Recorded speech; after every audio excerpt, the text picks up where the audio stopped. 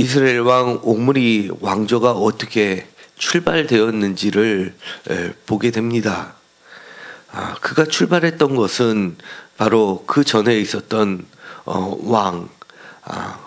바하사 왕조의 마지막, 바하사의 그 아들인 엘라가 그의 신하인 군대의 절반을 가지고 있었던 그 신하에 의해서 쿠데타가 이루어지게 됩니다. 그 신하의 이름은 시므리라고 되어 있습니다. 그런데 이 시므리는 정말 역대에서 가장 짧게 왕의 노릇을 한 사람입니다. 단 7일 동안만이 쿠데타에 성공했었던 왕이었습니다. 그래서 나중에 이 이세벨이 이 시므리 같이 되겠느냐라는 이야기를 할 정도로 이 시므리는 반역을 일으켰지만 금방 무너진 얼마 가지 못한 왕조의 속단격이 되고 맙니다. 그런데 이 시므리가 7일 동안 왕으로 있을 때 그를 다시 쿠데타를 통해서 왕을 빼앗은 자가 있습니다. 바로 군대지휘관 오므리입니다. 16절에 보면 군대지휘관 오므리라고 이야기를 하면서 그가 이 시므리를 죽이고 왕이 되었을 때 또 다른 군대 절반을 거느린 사람을 소개하고 있습니다. 21절에 보면 그 절반은 기낫의 아들 디브니라고 되어 있습니다. 이것에 반해서 오므리는 그냥 군대지휘관 오므리라고 되어 있는 것으로 보아서 이 오므리의 집안은 사실은 별로 내세울 게 없는 집안임이 분명합니다. 아마 어쩌면 어떤 용병과 같은 그런 출신일 가능성도 있습니다. 어쨌든 간에 이 다윗 왕조 때도 싸움에 능한 사람들은 그 출신이 어떤 간에 다양하게 선택해서 썼던 것을 보면 이 오므리의 출신이 매우 빈약했음에도 불구하고 높은 자리에 차지할 수 있었던 것은 그가 워낙 장수였음을 알게 됩니다. 그런데 문제는 이 오므리가 시므리를 죽였다 하더라도 커다란 내분에 휩싸이게 됩니다. 그가 왕이 바로 즉위된 것이 아니라 그를 왕으로 내세웠던 사람과 기낫의 아들 디브니를 쫓아서 그를 왕으로 세웠던 두 개의 세력들로 북이스라엘은 나누게 됩니다. 유다왕 15절에 보면 아사왕 제27년에 라고 되어 있고, 그리고 그 이후에 23절에 유다의 아사왕 제31년에 오므리가 이스라엘의 왕이 되어 라고 하는 것으로 보아서 31년과 27년을 뺀 5년 동안은 두 개의 왕이 존속했음을 보게 됩니다. 그 나머지 디브니를 쫓았던 사람들은 아무래도 기낫의 아들이라는 거 보아서 보다 명분을 중시했던 파들입니다. 그런데도 불구하고 워낙 이 오므리가 힘이 셌기 때문에 결국은 제압하게 되고, 도합 12년 중에서 5년은 치열한 내전의 상황으로, 그리고 그 수도였던 디르사에서 총 6년, 그러니까 나머지 1년을 채우고 나서 그 다음에 그가 2달란트로 세멜에 가서 사마리아 산을 사고 그 산 위에 성읍을 건축하고 새로운 이름 사마리아라는 수도를 건축하게 됩니다. 그리고 이 사마리아를 기반으로서 6년을 치리하면서 왕조를 굳건하게 세우게 됩니다. 그리고 나서 그의 아들은 바로 아합 왕이 됩니다. 그런데 이 오므리 왕조는 매우 악했다라고 이야기합니다. 25절에 보면 사람들보다 더욱 악하게 행하여 여러 범의 모든 길로 행하며 라고 되어 있습니다. 한마디로 헛된 것들로 이스라엘의 하나님 여호와를 노하게 하였다라고 이야기를 합니다. 실제로 보면 이 고대 근동의 여러 가지 역사 기록물들을 보게 되면 특별히 시리아 지역 그리고 바벨론 지역들의 그리고 아시리아 지역들의 기록물들을 보면 북이스라엘을 바로 오므리의 집으로 지칭합니다. 오므리가 끝나고 아합 시대에도 아합의 집이라고 지칭하지 않고 오므리의 집으로 묘사하고 있기 때문에 마치 통일왕국을 다윗의 집이라고 지칭하는 것처럼 이 오므리는 북이스라엘 전체를 전체 왕조를 지칭하는 말로 자리 잡게 됩니다. 그 정도로 이 오므리 왕조는 힘이 세고 가장 막강한 세력을 거누었던 북이스라엘의 왕조를 이루게 됩니다. 그렇게 강력했다 하면은 사실은 이 열왕기 상과 하 그리고 이 역대하에 많은 기록이 남아 있어야 될 텐데 마치 시므리가 7일 동안 왕이 된 것처럼 이 오므리에 대해서는 매우 간략하게 보고를 하고 있습니다.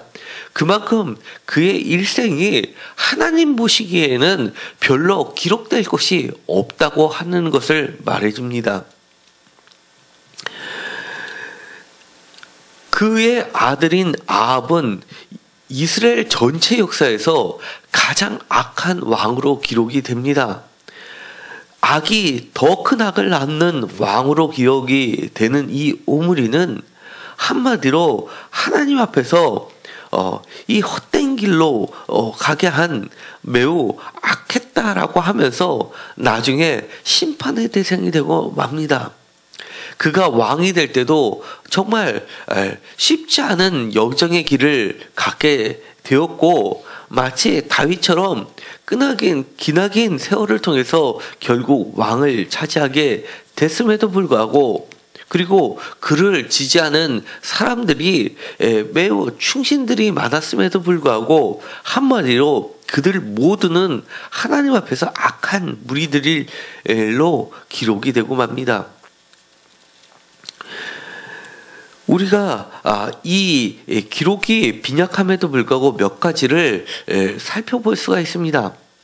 이 2달란트로 세멜에서 사마리아 산을 사고 그 새 이름을 정할 때 이 오므리라고 짓지 않고 보통은 새로운 땅을 샀으면 새 주인의 이름을 따라서 이 이름을 정하는 게 보통 일인데 여기서는 이상하게도 그 전 주인의 이름을 따서 사마리아라고 이름을 짓게 됩니다. 그런 이야기를 봤을 때는 이 사마리아라는 곳, 이 사마리아 산은 이 오므리가 천도를 하게끔 만들었던 어떤 이방 신전하고 관련이 되어 있지 않을까 생각이 됩니다. 어쨌든 간에 그런 부분들에 대해서는 자세히 나와 있지 않지만 이 사마리아로 성을 옮기고 나서는 도성을 정하고 나서는 이 이스라엘은 지속적으로 이 사마리아를 중심으로 발전하게 되고 왕은 막강한 세력을 누리게 됩니다. 마치 다윗이 이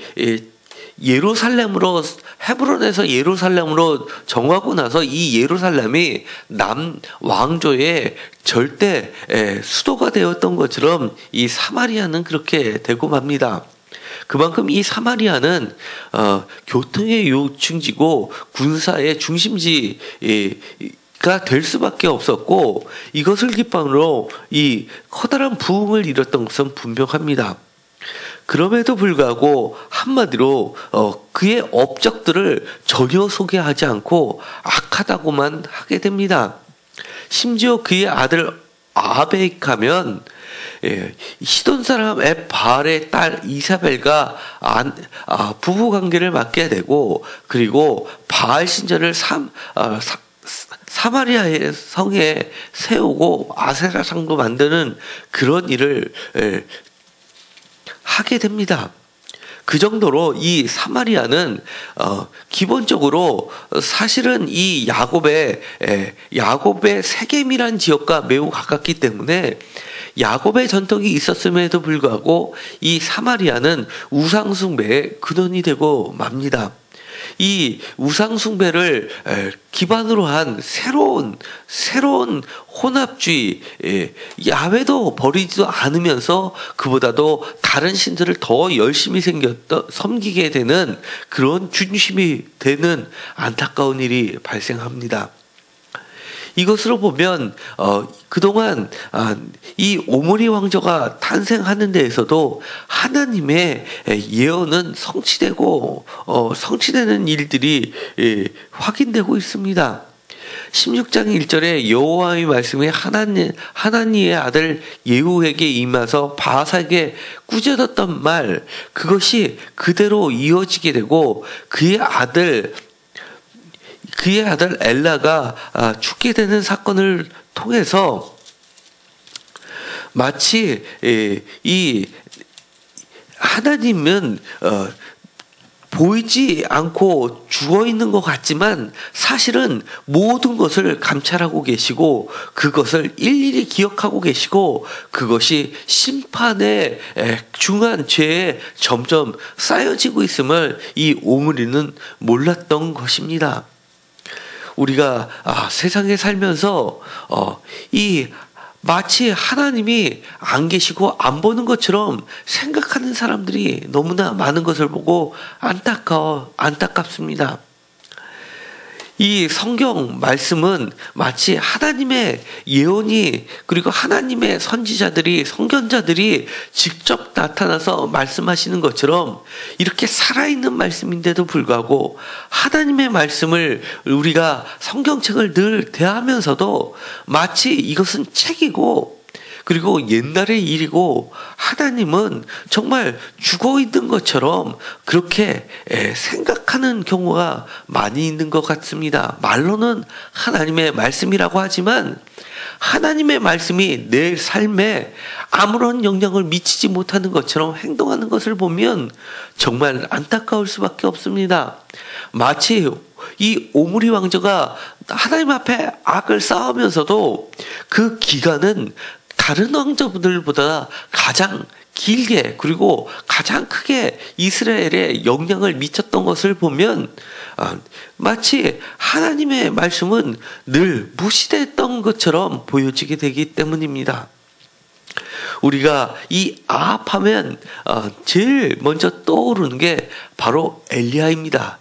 그의 후계자인 엘리사를 통하여 엘리와 엘리사는 열왕기 상하 전체에 열왕기 상의 후반부는 엘리야의 이야기로 그리고 열왕기 하의 전반부는 엘리사의 이야기로 이렇게 엘리야와 엘리사의 시대를 열게 만들었던 그 배경은 하나님이 가장 악하게 본 이 오므리 왕조가 배경이 되었기 때문에 마치 그 쓰레기에서 핀 아름다운 장미꽃 하나처럼 하나님의 음성이 살아있는 육신으로 울려 퍼질 수밖에 없는 배경을 만들고 있음을 우리는 분명히 보아야 됩니다.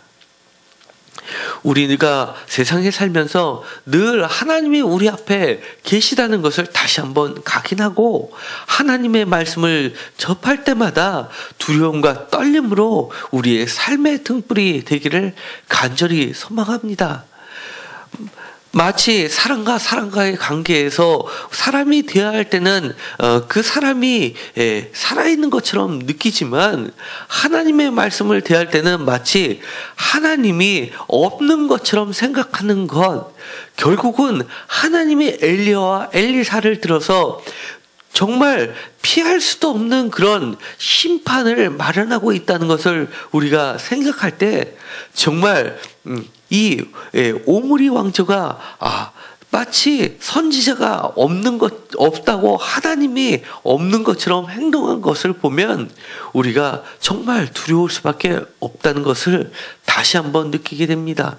날마다 하나님의 말씀을 접하면서 하나님이 우리 앞에 살아계시고 엘리야와 엘리사의 그 놀라운 능력을 나타냈던 것보다도 비교할 수 없을 정도로 하나님의 능력은 우리 앞에 늘 있다는 것을 안다면 우리가 하나님 앞에 결코 사마리아 성을 세울 수조차도 없고 오직 우리 앞에 여호와 하나님만을 섬길 수밖에 없다는 것을 생각하게 됩니다. 말씀을 두려움과 떨림으로 늘 하나님이 우리 앞에 있는 그런 삶이 되기를 간절히 소망합니다. 결코 이 오므리처럼 이렇게 했더니만 아무 이상이 없이 더 잘 되는 것을 보고 더 큰 악으로 빠져드는 일이 없게 우리 자신을 늘 하나님의 말씀에 비추어 살게 되기를 간절히 소망합니다. 기도하고 마치기로 하겠습니다. 하나님 감사합니다. 오늘의 말씀을 통하여서 정말 두렵고 떨리는 마음으로 늘 하나님의 말씀을 접할 수 있게 하시고 하나님이 권능이 우리 앞에 늘 있음을 깨닫게 하여 주시니 감사를 드립니다. 우리의 인생이 승리한다고 해서 우리의 인생이 더 큰 그런 튼튼한 사마리아 성으로 요새화된다 하더라도 그것은 하나님이 안 계신 것이 아니라 우리의 잘못들을 쌓아가고 인내로 참고 계시고 우리가 어떠한 변명도 하지 못하게 만드시는 하나님의 역사하심이 있다는 것을 깨닫게 하여 주옵소서. 우리가 늘 하나님의 말씀을 접하면서 정말 우리의 삶에 가장 영향을 많이 미치고 등불이 되게 하여 주셔서 좌로나 우로나 치우치지 않게 하여 주옵소서. 오늘도 대한민국을 보면서 창관내장자가 그 오랜 시간 동안 숨어서 있다가 세상 가운데 구슬하던 그런 모습이 이렇게 세상에 낱낱이 고발되는 사건들을 보면서 하나님 앞에서는 그 어떤 것도 숨길 수 없음을 깨닫게 하여 주옵소서. 이 땅에 숨어있는 모든 악한 영들을 하나님께서 이번 기회에 뿌리 뽑아 주셔서 다시는 그들이 마치 오므리가 적군들을 물리치고 사마리아 성을 쌓아도 아무렇지 않으니까 하나님이 안 계신 것처럼 착각하지 않게 하여 주시옵소서. 이 땅이 오직 하나님의 말씀으로 하나님의 정의로 가득 차는 그런 대한민국이 되도록 하나님 역사하여 주옵소서. 예수 그리스도의 이름으로 기도드렸습니다. 아멘.